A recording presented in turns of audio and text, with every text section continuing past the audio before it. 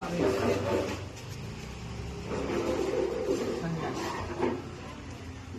sa taas, yung dito, to sa ano niya, yung sa madumi. Sa dumi. Saan nakalagay? Dito po.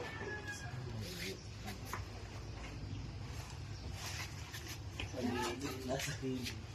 Dumi po na. Doon sa gilid dito. Ano na lang? Ayan, magbubuhay. Kaya tinitingnan nila. Sa madumi siya. Dito.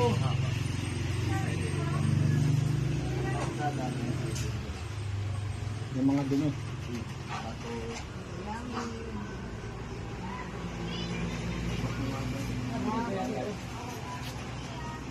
Yung mga halimbawa, may tako. Ito pala nauga din ito. Ito.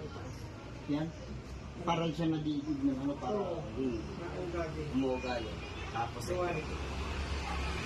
Hindi talaga ito. Oo. Pag pinaka-vibrator siya to. Oo, Ito yan. Yun ay parang didig ng doon. Yung nagtitipa ng palay. Nagiging din yung dumi. Bigat. Oo. Lamang sa palay. Tapos dito din may vibrator.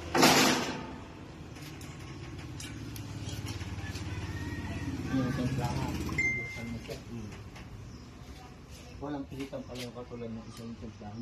Wala siya automatic. Automatic. Ito kung ano, dalawin mo ito. Tapos huwag mo na isasalat. Ayun. Dahan-dahan mo na ito.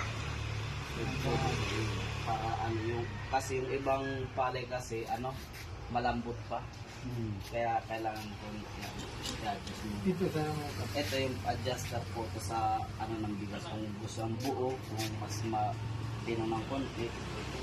Kapag ano, yung brown 3 to 5 rice. po to. Yan. Kung buo, Pag red rice or brown Ano, ano? rice, para hindi matanggal yung pinakang balat. ito, 3 to 5 yung ano. Yung ay buo siya. pag ano, dito na. Pati na. Nag-demo na kayo nito. Oh, hindi mo na po kami. Maganda naman ang Opo. Yung pinakita ko sa inyo. Yun. ilan percent ang ano ito? Bigas. Ang percent yun, Jen? 70. Yung tawas sa sakong palay gano'ng karami ang nagiging 70%. 70%. Pag sa 100%. Pag tutuloy, okay. Hindi kasi minsan yung nasa klase nga ng palay yun eh. Merong palay na maraming ipa. Oo. Hindi siya ang blower. Kaya merong nahuhulog sa gas. Ang sabihin na napapapay.